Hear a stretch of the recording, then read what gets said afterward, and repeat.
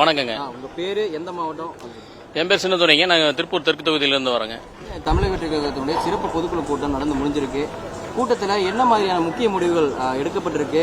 40 நாள், கிட்டத்தட்ட 40 நாள் கழிச்சு கட்சியினுடைய முதல் செயல்பாடாக இந்த விவகாரம் இருந்திருக்கு. இப்போ பார்த்தீங்கன்னா ஒரு 13 தீர்மானங்கள் வந்து தளபதி வந்து ஒரு மனதாக வந்து நிறைவேற்றி இருக்குதுங்க.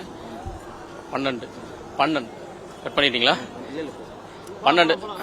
12 தீர்மானங்கள் வந்து தளபதி மூலமா நிறைவேற்றப்பட்டிருக்குங்க. அது ஒரு மனதாக எல்லாம் தேர்ந்தெடுத்திருக்கிறோம்.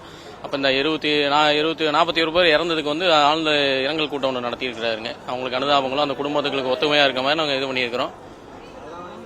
இப்போ இதில் முக்கியமான தீர்மானமாக நீங்கள் எதனை பார்க்குறீங்க? இப்போ இதை வந்து உடனடியாக செயல்படுத்தணும். இது குறித்து அவர் பேசியிருந்ததும் தீர்மானம் நிறைவேற்றப்பட்டிருந்ததும் அடுத்து எலெக்ஷனை பற்றி தான் பேசினா. அப்படி எலெக்ஷனில் நம்ம எப்படி வேலை செய்யணும், இனிமேல் இதை விட நம்ம வேகமாக இருக்கணும். ஏன்னா இந்த 40-50 நாள் பார்த்தீங்கன்னா அந்த கரூர் சோகத்தினால யாருமே சரியாக வேலை செய்ய முடியல. எல்லாரும் கொஞ்சம் முடங்கி இருந்ததுங்காட்டி அதை மக்களுக்கோசரம் கொஞ்சம் அமைதியாக்கணும்னு சொல்லி நாங்களும் அமைதியாக இருந்தோம். இப்போ தளபதி வந்ததுக்கப்புறம் இனிமேல் நம்ம இதுக்கு மேலே வந்து நம்ம இன்னும் அதிகமாக வேலை செய்யணும். நம்ம இந்த வர எலெக்ஷன் வந்து சாதாரண எலெக்ஷனாக இருக்காது. அன்றைக்கே நான் சொன்னேன், ஒன்று வந்து டிஎம்கே, இன்னொன்று வந்து டிவிக்கு, இந்த 2 கட்சிக்கு தான் போட்டின்னு வந்து அன்றைக்கே தளபதி அவர்கள் சொன்னார். அதைத்தான் இப்போவும் சொன்னார்.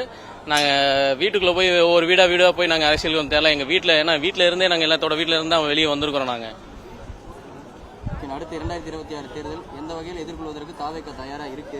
அனைத்து வகையிலும் நாங்கள் தயாராக இருக்கிறோம். எங்களுக்கு இன்னும் சின்ன வரல. சின்ன வந்தனே எவ்வளோ ஸ்பீடாக போய் மக்கள் கிட்ட சேருதுன்னு பாருங்க. 1.5 கோடி தொண்டர்கள் இருக்கிறாங்க எங்ககிட்ட.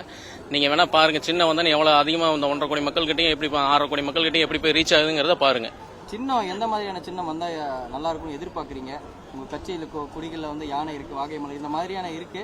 நீங்கள் எதை எதிர்பார்க்குறீங்க? இது வந்தால் நல்லா இருக்கும். சின்னம் வந்து நம்ம பொதுச் செயலாளரும் அண்ணன் தளபதி என்ன முடிவு பண்றதா? இதில் நம்ம நிர்வாகிகளா, தொண்டர்களா, மக்கள் மனிதரை பதியக்கூடிய இருக்கீங்க நிர்வாகிகளா?